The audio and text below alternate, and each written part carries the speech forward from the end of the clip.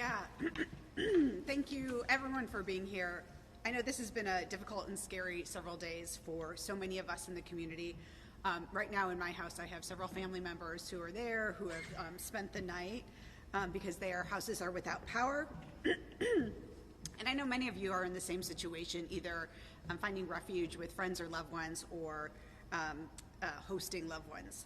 So that's an important piece, and I appreciate people who are stepping up in that way, but we know also for too many people in Multnomah County, there is no other safe place to go, which is why the emergency shelters that we have open are so vital. Unfortunately, we know that things are not going to get easier as freezing temperatures and power outages will continue across the county for the next few days. So we are coming together now to share how our community and our partners are working together to respond and to let each of you know how all of us can help. We are going to get through this. It will warm up, but we need everyone to step up to keep as many people as possible safe during this time. After starting at 77% capacity the first night we had our shelters open, we reached full capacity last night, serving 821 guests in shelters across 10 different sites. Today, we are expanding with 3 more shelters, including the one we are standing in that are opening tonight. With more sites open, we need more people to staff them to make sure that operations run smoothly. This response has been a huge effort by literally thousands of people working around the clock to respond to this emergency. I want to thank the many people who have been staffing shelters, our shelter partners who have been working tirelessly to provide critical warmth, shelter beds, food, supplies, comfort, and support to so many people over the last couple days. I want to thank the hundreds of Multnomah County employees and the other public employees who have responded to our calls for help and support. I see the efforts that are happening. I'm so grateful and so impressed. I also want to thank the doctors, the nurses, the behavioral health specialists who have taken shifts to make sure we've had good medical coverage at each shelter site throughout this emergency.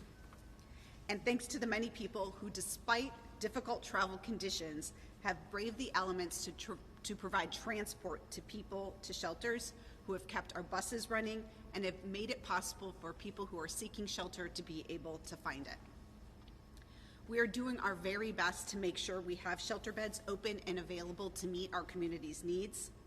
These sites are open right now and will remain open at least through 8 p.m. on Monday, January 15th. Just so you know, we make day-by-day decisions on that. So these are the ones that are currently open. Ascension Catholic Church at 743 Southeast 76th Avenue in Portland. Salvation Army at 5325 North Williams Avenue in Portland. Those are both operated by Multnomah County. We have a Market Street shelter at 120 Southeast Market Street in Portland, operated by All Good Northwest. Cook Plaza at 19421 Southeast Stark in Gresham. That's operated by Cultivate Initiatives. We have Friendly House at 1737 Northwest 26th Avenue in Portland. That is operated by Do Good Multnomah. Powell Shelter, 7332 Southeast Powell Boulevard in Portland, operated by Transition Projects. We have Freedom Foursquare Church, 660 Southeast 160th Avenue in Portland, operated by Multnomah County. We also have opened our Multnomah County East building at 600 Northeast 8th Street in Gresham, Oregon, operated by Multnomah County, and the State of Oregon. They have the State of Oregon building open at 800 Northeast Oregon Street in Portland. That's operated by state employees. Thank you to them. Tonight at 8 p.m., we will have sites open, and these will remain open again at least until 8 p.m. on Monday, January 15th. The Bud Clark Day Center at 650 Northwest Irving Street in Portland. That's operated by Transition Projects in Multnomah County. The church we're in now, Imago Dei Church at 1302 Southeast Ankeny. And the Charles Jordan Community Center will be opening at 9009 North Foss Avenue, and that is operated by the City of Portland and Multnomah County. I do want to note that one site that was previously open has closed because of a water leak. So please do not seek shelter at this time at the First Christian Church at 1314 Southwest Park. That shelter, again, is closed because of a pipe burst overnight. As we look over the next few days, I want to stress that no one seeking shelter will be turned away. These are still very critical weather conditions. We have severe weather, and even brief periods of exposure can be life-threatening. All sites welcome pets and are accessible to people with disabling conditions. Though transportation is currently a challenge getting around, free transportation to warming shelters is available by calling 211 or through TriMet. Those seeking shelter should inform their transit operator that they are heading to or from a warming shelter or space. If there are delays on TriMet, 211 can help get people where they need to be. We know that wait times may be long. We urge those that are waiting for transport to wait indoors. Right now, Multnomah County is asking for the community's support. In order to make sure that everyone who needs life-saving help gets it, I am urging community volunteers to staff shelters as we continue expanding our response to this weekend's deadly winter storm.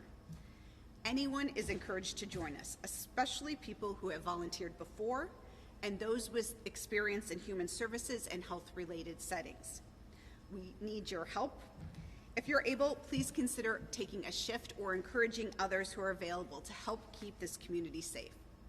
You will find everything you need to sign up at multco.us/cold. Multco, multco.us/cold. That includes location sites and training materials for those who want to volunteer. We know that there are also thousands of households without power across the county right now. This is challenging for so many families.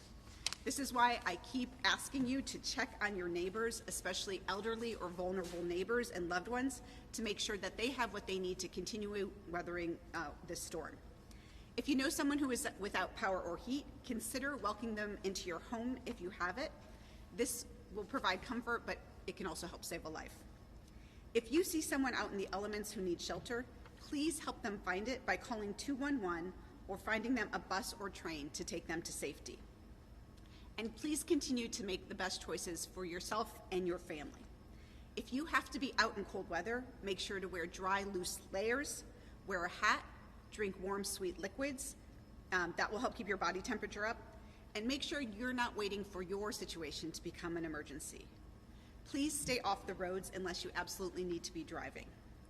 We also know many of the emergency calls we've gotten are for people who've injured themselves because of a fall, so please exercise caution as you're getting around. I want to close by letting you know that it's possible that this difficult and life-threatening weather could continue into Wednesday. So while we all hope for a quicker resolution of the dangerous conditions, I want to let you know that I and everyone at Multnomah County is committed to continuing to provide the resources that our community needs to get through this.